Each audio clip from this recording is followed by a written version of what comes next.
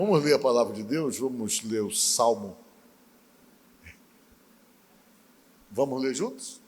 Está dizendo o que aí? Está dizendo o quê? A morte e a vida estão no poder da língua. O que a bem utiliza, comerá do seu fruto. Amém?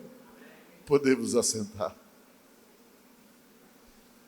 Irmãos, eu quero conversar com você sobre ter vida abençoada. Amém? Todos nós que estamos aqui, nós queremos bênção de Deus. A gente nunca quer maldição. O nosso propósito é ser abençoado, porque nós entendemos que quando nós somos abençoados, a nossa vida tem um direcionamento divino. E quando ela tem esse direcionamento divino, a gente é propenso a dar certo, a perceber que existe esse direcionamento superior que vem e que nos encaminha, nos direciona, nos abençoa, nos livra, nos guarda. E isso é uma das coisas que todo mundo quer para si. Vocês sabem que a maldição é uma das coisas que nós ficamos longe. A gente não quer saber de maldição. Porque a maldição é exatamente a falta de todas essas coisas. A palavra maldição significa ausência da bênção. É quando a bênção não alcança você. É quando os benefícios de Deus não chegam até você. Isso é maldição. É a ausência de tudo aquilo que nós queremos para nós. Mas quando a gente para realmente e pensa sobre essa questão relacionada com maldição, a Bíblia diz que a maldição sem causa, ela não se cumpre. Eu até pedi para Thalita achar esse verso aí. A maldição sem causa, ela não se cumpre. A ausência da bênção na nossa vida só é possível realmente se caso houver uma causa para que realmente a bênção não aconteça. E geralmente as causas que geram a maldição ou a ausência da bênção são questões ligadas a nós mesmos, que nós não nos adequamos a Deus da maneira como nós queremos, porque quando Deus se propõe a abençoar você, uma das coisas que Deus faz é tentar direcionar você à bênção, falar com você, dizer para você como você tem que agir, falar para você como é que você tem que se comportar exatamente da forma como Ele quer, que são exatamente atitudes que vão gerando bênçãos e, consequentemente, colocam para longe a ausência da bênção, que é exatamente a maldição. E diz a palavra, por exemplo, isso aqui. Vamos ler junto? Como o pássaro que foge, como a andorinha no seu voo, assim a maldição sem causa não se cumpre. Isso fica claro para você não ficar achando, alguém me amaldiçoou. Se não houver uma causa, não tem por que haver maldição. Sempre tem que haver uma causa. Por exemplo, uma das causas que eu vou citar para você, que a Bíblia diz, que eu vou pedir para ela achar o verso, só para você entender. A Bíblia fala uma coisa interessante, que não cuidar das coisas de Deus direito gera maldição. Eu quero me lembrar como é que diz o verso. Sim, cuidar das coisas de Deus de uma forma relaxada, isso pode se referir a você, pode se referir a alguma coisa que você esteja fazendo para Deus, pode se referir à maneira como você olha essa sua responsabilidade com Deus. Que às vezes as pessoas acham que servir a Deus é de qualquer jeito e não valoriza, não dá importância para isso e se comporta relaxadamente nessa relação, nessa convivência com Deus, aí fica claro que isso pode gerar maldição. Pode fazer com que a bênção de Deus se torne ausente da vida da pessoa. Olha só o que diz aqui o verso. Maldito o quê? Aquele que fizer a obra do Senhor relaxadamente. Maldito aquele que retém a sua espada no sangue, aquele que fere os outros, ou que machuca os outros por qualquer motivo, não é numa questão de guerra, mas assim, que faz essas coisas por maldade. Então essas coisas são coisas que, de fato, simplesmente fazem com que a bênção de Deus se torne ausente da vida da gente. Mas olha, tem uma das coisas que mais atrapalha Deus abençoar a vida da gente. é a nossa língua. A língua da gente. Quando você não consegue controlar a sua língua, a Bíblia diz que a sua própria língua, ela vai trazer para você dificuldades, porque diz no Provérbios que o poder da vida e da morte está na língua. Se você fala coisas que realmente edificam, você vai trazer bênção para você, mas se você costuma falar coisas que não são boas, fatalmente aquilo ruim que você permite que saia da sua boca vai gerar uma série de dificuldades para você e uma série de limitações. Vejam bem uma coisa que eu quero dizer para vocês. Toda vez que você fala, que você verbaliza alguma coisa, geralmente isso está muito associado com os teus sentimentos.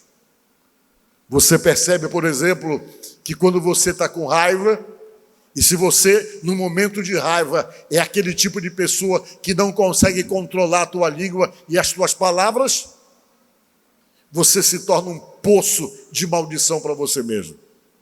Porque você começa a se quase que inadvertidamente permitir que saiam coisas da tua boca, que você realmente venha falar coisas que atraem o mal, porque tem determinadas palavras que dão legalidade para o mal.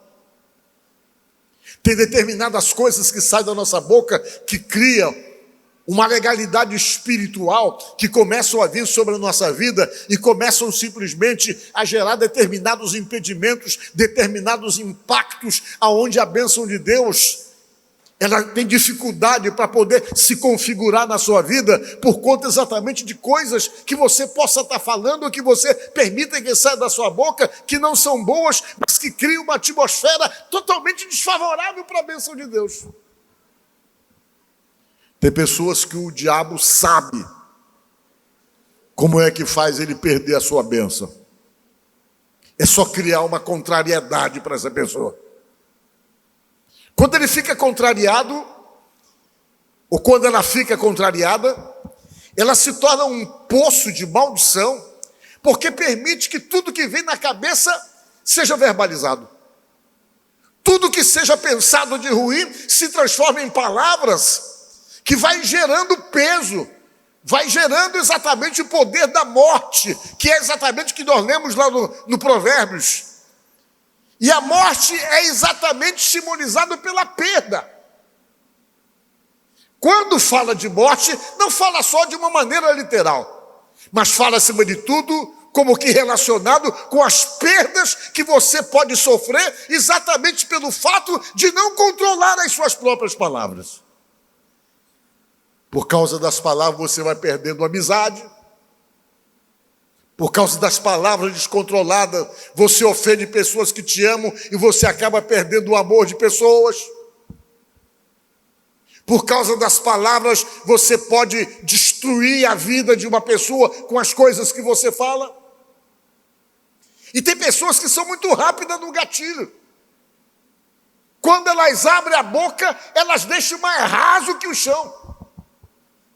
Quando elas abrem a boca, ela desestrutura todo o ambiente familiar por aquilo que fala. E tem pessoas que são tão temidas exatamente pelas coisas que falam.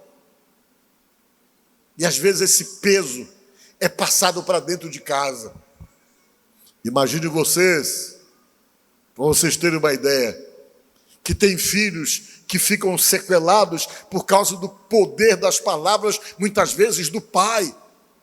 Às vezes toda uma família é sequelada por conta de alguém que está ali totalmente descontrolado, que quando realmente abre a boca, ele nunca tem uma palavra de vida. A palavra dele sempre é palavra de morte. Começa a atrair as coisas ruins para a sua própria vida. Começa a atrair as coisas ruins para dentro da sua própria casa, por aquilo que fala, por aquilo que se permite sair da sua própria boca, a ponto então de não somente criar sobre si uma situação de maldição, mas às vezes a pessoa tem um poder de causar e de gerar uma situação de maldição na vida de outras pessoas, por aquilo que fala. Por isso o provérbio está falando, o primeiro provérbio, diz isso, que a morte e a vida estão no poder da língua, diz a palavra de Deus.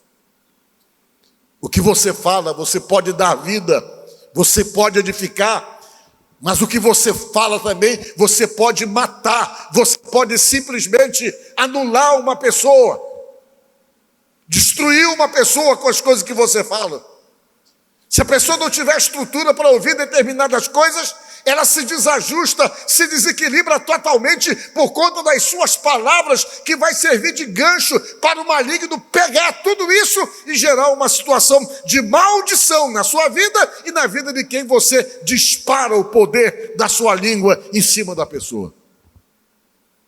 Aí as pessoas começam a viver uma situação de ausência de bênção de Deus e pergunta: eu não sei porque eu não sou abençoado. Parece que Deus não olha para mim, Deus olha. Mas você se atrapalha.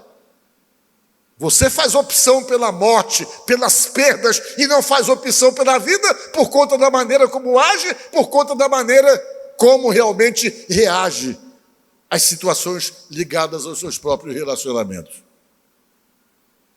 Aí você pode destruir uma pessoa. Eu conheci uma senhora lá na outra igreja, que ela casou com um homem muito ruim. Ele era ruim. Ele abusava dela verbalmente, constantemente. Ele não somente abusava, mas como ele agredia fisicamente também. E ele tinha uma forma de manipulação que ele dizia para ela assim: olha, se um dia eu largar de você, ninguém vai querer você. Você é muito feia. Você tem sorte de eu estar casada com você, porque se um dia eu não quiser mais você, se prepare para ser sozinho, que vai ser difícil aparecer um homem que lhe ache interessante ou que queira ficar com você. Quando ela ia me contar essas coisas, eu ficava com super pena dela. Porque ela casou com um indivíduo que ele criou uma situação para ter uma conta conjunta, e a conta conjunta, quem dominava era ele. Para vocês terem uma ideia, às vezes, uma mulher que é funcionária pública, tem um salário realmente muito bom, professor e tal, às vezes ela ia para a igreja e quando ela tinha que voltar para casa, não foi uma nem duas vezes que a igreja teve que pagar o ônibus dela porque ela não tinha controle nem na conta dela. Ela não tinha controle. E ele abusando verbalmente dela, as coisas que ele falava, e ela começou a absorver essas coisas. Ela achava exatamente isso. Aí o que aconteceu? Ela virou refém de um sentimento, virou refém de uma relação, que ela tinha medo de perder ele. Ela vinha orar e dizia para mim assim: ele tem que mudar, pastor, ele tem que mudar. E ela fez a opção de querer ele de qualquer jeito, ainda que dentro dessa condição e dessa situação. Eu não sabia o que falava para ela, porque a gente fica muito limitado, às vezes, para conversar com uma mulher casada. Você, como pastor, você tem dificuldade, porque você tem que estar medindo as palavras. Porque quando uma pessoa está muito frágil assim, ela pode até confundir as coisas. Você pode falar uma coisa que ela pode interpretar outra coisa. A pior coisa que tem é isso aí, você falar. Por isso que é bom ter pastora, para a pastora falar com a pessoa. Igual Jesus.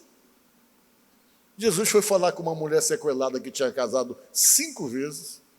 E quando ele começou a bater papo com ela lá na beira do poço, a samaritana, no meio do caminho, ela já estava encantada com Jesus.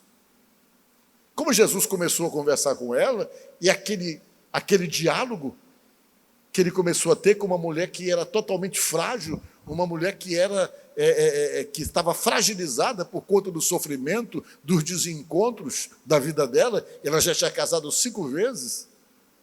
Chega um momento em que Jesus percebeu que ela estava tão carente, que a carência dela estava levando ela para um diálogo, pensando já em outra coisa por conta exatamente da carência que ela tinha. Quando Jesus percebeu isso, a Bíblia diz que Jesus disse: pois é, eu não vou mais conversar só com você. Vá lá na sua casa, chama teu marido e vem aqui conversar comigo, Jesus falou para ela. Aí, como ela estava muito carente, ela olhou para Jesus e disse: Senhor, mas o problema é que eu não tenho marido. Como que dizendo assim: eu estou livre, leve, solta. Eu não tenho marido, ela falou para Jesus. Jesus: não tem? Claro que você tem, Jesus falou para ela. Você já teve 5 maridos. E esse que você tem agora não é teu marido. Você tem uma pessoa na sua vida que não é teu marido. É um tico-tico no fubá. É uma coisa assim que não está muito resolvido. Não é isso? Quando Jesus jogou na cara dela isso aí, ela parou de ser: eita, eu vejo que o senhor é profeta, falou para ele assim. Aí ela caiu na real de quem era com quem ela estava conversando. Ela, peraí. Aí ela já mudou o comportamento dela. Foi lá chamar as amigas carentes dela, tudo para ouvir Jesus, diz a palavra de Deus. Então você tem que medir muitas palavras. E essa irmã vinha falar comigo, ela dizia: pastor Paulo, ele falou que eu sou feia. Dizendo que eu sou feia, pastor, o senhor acredita nisso? Eu, meu Deus, o que é que eu vou dizer para ela? Eu vou dizer: a senhora é linda, não dava para falar. Ela não era tão feia. Você mas é a minha situação? Aí eu digo: irmã, olha, irmã, quando ela me fazia a pergunta, irmã, confie em Deus, olhe, todos nós somos bonitos diante de Jesus, somos a semelhança de Deus.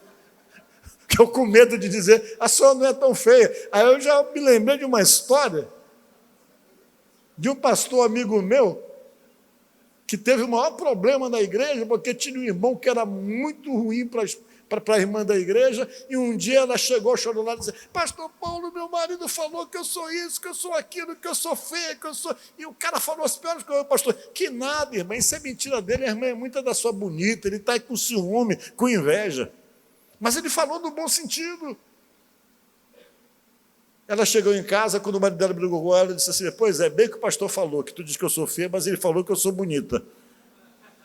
O cara disse: o quê? Aí um dia o pastor está passando na rua e viu ele lavando o carro, disse: e aí, irmão? Disse: irmão, o quê, rapaz? Vou te dar um tiro. Ele pegou essa voado. Ficar chamando a minha mulher de bonita. Olha como é uma situação muito complicada. E eu lá tentando falar para ele: irmão, olha, a senhora tem paciência, que vai dar tudo certo e tal. Mas o camarada era terrível. Ele chegou ao ponto de levar a mulher para dentro de casa com ela em casa. Ele levava uma outra para dentro de casa com ela em casa. E ela se submetia e aceitava tudo isso por um amor absurdo. Olha uma coisa que eu vou dizer para você. Você nunca ame ninguém mais do que a você mesmo. Você está me entendendo? Sabe o que é que diz a Bíblia? Que tem limite. O máximo que você pode amar uma pessoa é como a você mesmo. Mais do que a você, você vira refém. Você está entendendo? Aí você vai se submeter às coisas mais absurdas como ela estava se submetendo. Porque ela amava uma pessoa mais do que a ela mesma. E ela começou a se sentir as piores coisas, com as piores agressões verbais que ele fazia em cima dela, que simplesmente sequelou essa mulher. Um dia, ela chegou comigo e disse: pastor Paulo, tá... Eu disse: irmã, a senhora é uma mulher de Deus. Eu falei para ela: e se seu marido ficar fazendo isso com a senhora, ele está brincando, pensa que pode estar mexendo com pessoas que é de Deus assim, se ele não quer mudar, Deus vai matar ele. Ai, pastor, vira essa boca para lá. Eu digo: não, mas é verdade. A pessoa não quer mudar, Deus leva. Porque Deus tem que liberar a senhora. Irmãos, eu não sei o que foi que aconteceu. Em 15 dias ele teve um ataque cardíaco. Eu digo: ela não vem mais na igreja, vou ficar com raiva de mim. Parece assim que eu profetizei o que ia acontecer. Ele teve um ataque cardíaco e morreu assim do nada. Um homem de 55 anos, que ele tinha mais ou menos na época, deu um piripaque. Pá! Ele morreu. Ela chegou chorando lá na igreja. Depois que ele foi sepultado, eu nem sabia, eu fiquei sabendo depois. Ela disse: pastor, eu perdi meu benzinho e tal. Eu digo: aquilo ali era um cãozinho. Ou comigo, na minha ideia, né? Aí ela começou: nunca mais quero ninguém na minha vida, nunca mais quero ninguém na minha vida. Mas eu só tenho que continuar a sua vida, a senhora é muito nova, eu falei para ela. Deus está lhe dando uma oportunidade de se refazer e de se sarar de todas as sequelas criadas por palavras em cima da senhora. Eu falei para ela. Ela ficou: não, mas eu não quero, não. Eu era o homem da minha vida. Eu digo: não era, não, ele já foi embora. Está na hora de só continuar a sua vida. Mas não quero. Um dia ela chegou: pastor Paulo, tem um lá no trabalho, um saliente. Ela usava o nome para o rapaz, um nojento. Um nojento. O que é que tem? É um rapaz, ele está sozinho e está me convidando para ir para o cinema, não me respeita e tal. Eu digo: se dê uma chance, senhora. Eu falei para ela. Deus está mandando. Não, não quero, porque eu já sofri muito. Pois é, de repente Deus tem coisa nova para a senhora. Ele é de uma igreja aí, mas eu não quero saber dele. Digo: olhe, Deus está mostrando, está dando a chance da senhora ser feliz. Não quero eu ficar irmã. Olha, às vezes Deus quer arrumar a vida da gente, às vezes Ele arranja um abençoado. Não chame um rapaz de nojento, que ela chamava. E ele foi, aí um dia, se deu uma oportunidade, eu falei para ela, ele está lhe convidando para ir no cinema, vá no cinema com ele. Um dia ela foi no cinema com ele. E começaram a se aproximar, ela no começo não queria, hoje ela é casada com ele, e pense o quanto ela é feliz, como Deus restaurou essa situação. Vocês estão entendendo? Ela não está na nossa igreja, porque ele era de outra igreja. Eu digo: uma esposa tem que acompanhar o marido. Eu falei para ela: vá com o seu marido. Eu falei para ela. E ela está lá na outra igreja, com ele. Isso já tem mais de 10 anos. Sabe o que aconteceu? Ela fala para mim quando me encontra: encontrei o homem da minha vida, que me trata bem até hoje, que era como eu sonhava, que me manda flores, que abre a porta do carro para mim. Ela fala para mim assim. Eu digo: é? Pois é. Deus sempre tem o melhor para os servos fiéis. Por isso, não desvalorize quem você está tendo do seu lado. Senão Deus pode dar realmente, pode simplesmente fazer você perder para poder dar para essa pessoa uma pessoa melhor, principalmente se a pessoa for de Deus. Você está entendendo? Tem que aprender a valorizar. Mas aí as palavras entram no meio. As palavras que atrapalham toda a bênção da vida da gente. Tem palavra que a gente não pode falar de jeito nenhum, que são palavras que atraem exatamente uma atmosfera maligna e que gera maldição, a ausência da bênção de Deus. Quer ver uma palavra que é tão comum na boca da gente? É coitado. Não é? Coitado do fulano. Eu peguei até no Aurélio, que aqui quer dizer coitado. Infeliz e miserável.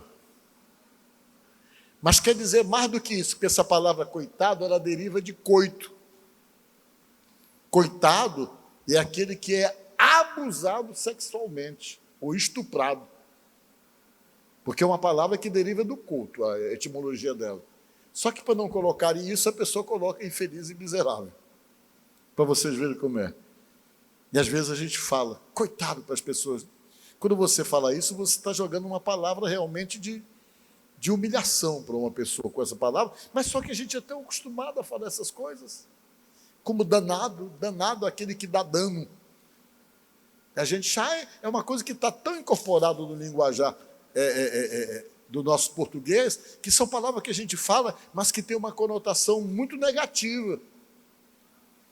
E essas coisas que a gente fala, que a gente tem que estar se policiando, elas trazem essa atmosfera de impedimento. Tem gente que o diabo sabe que para poder atrapalhar a vida dele, travar a vida dele, é só contrariar ele. Por quê? Porque da boca saem os piores palavrões. Tem gente que quando está com raiva, ele fala tanta coisa ruim, tanta besteira, que espiritualmente ele se complica totalmente com Deus, a ponto então de atrapalhar a sua vida e de fazer aquilo que está no primeiro verso, que é trair para si a morte. Vamos ler de novo o verso. A morte e a vida estão no poder do quê? Da língua. É na língua que você gera essa atmosfera ruim, das perdas ou da vida. É na língua que você vai destruindo, e vai destruindo pessoas. Tem gente que às vezes é atacado por palavras tão pesadas e verbais tão agressivas que destrói a vida do outro. O outro absorve as palavras ruins que é falado sobre a vida dele, a ponto então da pessoa se descaracterizar e começar exatamente a assumir tudo aquilo de ruim que estão falando para ele ou para ela. Só que a Bíblia ensina diferente. A Bíblia diz que você tem que se sentir forte, você tem que se sentir seguro de si, você tem que saber, acima de tudo, quem você é. Ainda que alguém te olhe de uma maneira totalmente pejorativa, você tem que se olhar e diante de Deus entender, acima de tudo, que você é de Deus, que você pertence a Deus. E quando todo mundo diz que você é isso, que você é fraco, você tem que se olhar como mais forte daquilo que você parece que é. Diga glória a Deus. Por quê? Porque você tem um Deus na sua vida. Diga glória a Deus. Por isso Deus falava para o seu povo aí lá em Joel 3,10. Diga o fraco.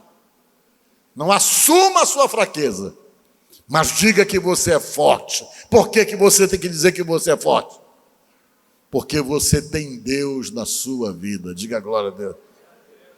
Você não é só uma gatinha, você é uma leoa. Quem é leoa aqui, diga glória a Deus. Se sinta assim. Não se sinta uma gatinha de rua que todo mundo vem chutar, eu acho que pode pisar, não. Se sinta uma leoa, se valorize, se ame acima de tudo e se sinta como uma pessoa realmente que tem Deus na sua vida, e esse Deus que está na sua vida faz de você forte a ponto de nada te atingir e te jogar para baixo. Diga glória a Deus. Se dê valor. É isso que Deus está querendo. Porque senão as palavras podem jogar você para baixo e destruir você. Olha o que a Bíblia fala mais sobre esse negócio de palavra aí. Põe mais um verso aí. Nada fora do homem que entrando nele o possa contaminar, mas o que sai dele, isso é que contamina o homem, disse Jesus. É o que sai da gente, o que a gente fala é que contamina. É que atrapalha a vida da gente. As coisas que você fala. Se você começar a falar, eu sou fraco, você vai se contaminar pela fraqueza. Eu sou feio, você vai se contaminar pela feiura que nem existe, mas que vai ficar no seu inconsciente. Eu sou isso, sou incapaz, eu sou burro, porque alguém falou para mim que eu sou burro mesmo, eu nunca vou ter condições disso, eu não posso e tal. Aí você começa a se limitar. Porque você começa a verbalizar essas coisas, aí você vai se contaminando por toda essa situação de fraqueza, de rejeição, de falta de aceitação, você não se acha aceito, você começa a ser um problema, porque você é uma pessoa sequelada, tudo abate em você. Se você passa num lugar, tem alguém cochichando, você já está tão fragilizado, que está tão precisando realmente de ser forte, que você já fica para baixo e começa, estão falando de mim, fica tão perturbado da cabeça que não dorme à noite. Porque alguém falou alguma coisa. Aí fica ruim, que a sua vida vai para baixo. Se estiver falando, deixa falar, mas o importante é que você saiba quem você é. Diga glória a Deus. Sabe por quê? Porque eu sempre digo isso e preguei aqui. Você não tem que levar a sua vida fundamentada na sua autoestima. Você tem que levar a sua vida fundamentada na sua autoconfiança. Por quê? Porque a autoestima, você sempre está precisando de alguém poder jogar essa sua estima para cima. Se alguém vem e elogia você, você fica voando, fica empolgado. Mas você toma cuidado, porque se você depender da questão da autoestima, se um dia alguém vem e fala uma coisa negativa, não é uma coisa que você estava esperando, você vai desabar, vai ficar lá embaixo, porque alguém falou alguma coisa que te atingiu e que de alguma maneira você se sentiu afetado. Autoestima, você depende do quê? Da validação dos outros. Você precisa que as pessoas estejam validando você. A autoestima funciona assim, muito daquilo que você ouve.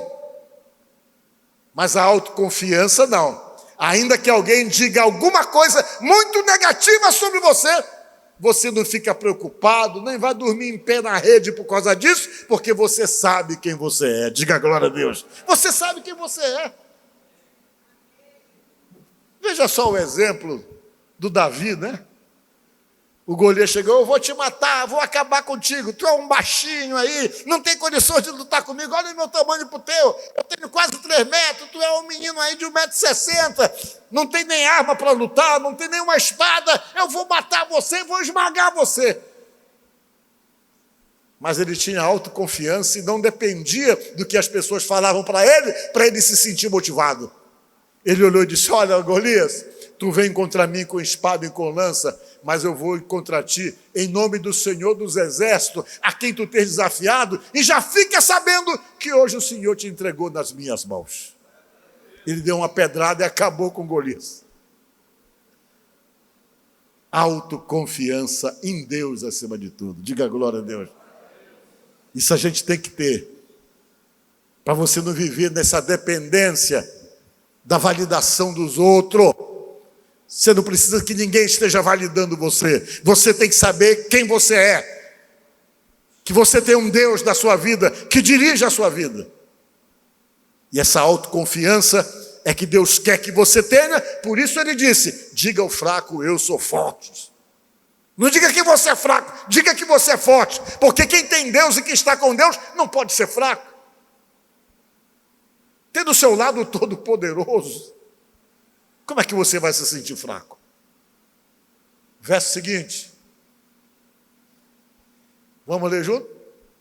Não saia da vossa boca nenhuma palavra torpe, mas só a que for boa, para promover a edificação, para que dê graça aos que ouvem. Aprenda isso. Que saia da tua boca palavra boa, não palavra negativas, palavras sem motivação, palavras que não ajudam em nada, mas quando abrir a boca é para falar coisa boa, para poder edificar quem está ouvindo você, diz a palavra de Deus. Deus se preocupa muito com as coisas que você fala. Por que Deus se preocupa? Porque Ele sabe que são nas coisas que você fala que o diabo pega gancho para atrapalhar a tua vida. O mundo é espiritual. E no mundo espiritual as coisas se desenham muito naquilo que você fala. Por isso que o diabo ficou doido, porque o Jó não reclamava nada. Quando ele viu que o Jó não reclamava nada, ele usou a mulher do Jó. E a mulher do Jó ficou lá: amaldiçoa esse teu Deus. Tu é maluca, tu não sabe o que tu está falando. Não vou amaldiçoar não, o meu Deus está tomando coisa. Mas como que tu está com ele, rapaz? Tu era um camarada rico, agora tu está pobre, ele deixou tu perder tudo que tu tinha. Ele falou: o meu Deus me deu. Não, ele falou, foi o meu Deus me deu, o meu Deus tirou. Louvado seja o nome do Senhor, ele falou. Né? Então, outra palavra que ele disse, nu eu saí do ventre da minha mãe, nu eu estou. Ele falou. E ele disse que ele sabia que quando o corpo dele tivesse todo consumido, que ele veria o Redentor dele que vivia. Diga glória a Deus. Ele não conseguia falar coisas ruins. A mulher não conseguia e o diabo precisava de uma palavrinha ruim, negativa, para poder dizer para Deus que ele não era fiel. Mas ele não conseguiu. E assim com você, comigo. Ele fica esperando que você fale bobagem para ele criar gancho e gerar impedimento das bênçãos de Deus sobre a sua vida. Por isso que Deus diz na sua palavra uma coisa interessante: para você dar graças em tudo. Diga glória a Deus. Por quê? Porque quando você dá graça em todas as coisas, você se reserva o direito de não reclamar, não murmurar e não falar em coisas ruins. Diz a palavra, vamos ler juntos? Em tudo dai graças, porque esta é a vontade de Deus em Cristo Jesus para convosco. Por que Deus está mandando você dar graça em tudo? para você não falar besteira. Quando fala em tudo, é em tudo, até nas coisas que não são boas, até nas coisas que não são ruins, porque nos momentos difíceis da sua vida, se você consegue dar graças a Deus, em vez de reclamar, de murmurar, o diabo não vai pegar gancho para potencializar aquele problema, mas o fato de você dar graças a Deus, abre o precedente para que Deus venha e resolva para você. Diga glória a Deus. Então tem que tomar muito cuidado com as nossas palavras. Terminou os versos? Como? Ah, tá bom. Digo-vos de que toda palavra frívola, palavra ruim, palavra pejorativa, negativa, que proferir os homens, todo mundo vai dar conta das besteiras que fala, disse Jesus, no dia do juízo. Para vocês verem que as palavras da gente tem muito cuidado. A gente tem que tomar muito cuidado. Então, cuidado com o que você faz. Tire da sua vida esse negócio de chamar palavrão. Nenhum palavrão são palavras de bênção. A gente usa palavrão para poder ofender. Os sentidos dos palavrões sempre são os mais negativos possíveis. Evite, se não é obrigado a falar palavrão. Fala coisa boa. Pare de ser aquele tipo de pessoa que agride os outros, que desfaz dos outros, que humilha. Olha, não tem coisa que é mais certeiro do que a pessoa pagar a conta quando ele tem o costume de humilhar os outros. Quando alguém humilhar você, não fica triste não, fique alegre quando alguém te humilhar. Sabe por quê? Porque o ato de alguém humilhar você já coloca você dentro de uma promessa de Deus. Sabe qual é a promessa? De exaltar você. Diga glória a Deus. Alguém te humilhou, diga, opa, estou me humilhando. Opa, já vai chegar a bênção de Deus, porque alguém me humilhou aqui. O que foi que Jesus falou? Os humilhados serão e os exaltados serão humilhados. A conta chega para quem humilha. E não demora muito, não. Então, se está alguém te humilhando, em vez de chorar, de reclamar, diga, obrigado, Jesus. Eu sei que eu já vou ser exaltado em alguma coisa aí. Eu já passei essa experiência de alguém me humilhar, lá na frente Deus me exaltar. E Deus faz isso. Amém?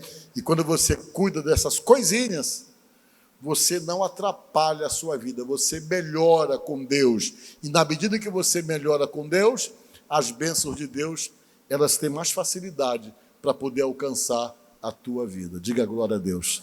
Aí a maldição não chega, porque você está posicionado em posição para ser abençoado, vigiando, atento, para não falar besteira, para não atrapalhar aquilo que Deus tem para fazer sobre a sua vida. Amém? Que Deus te abençoe no nome de Jesus.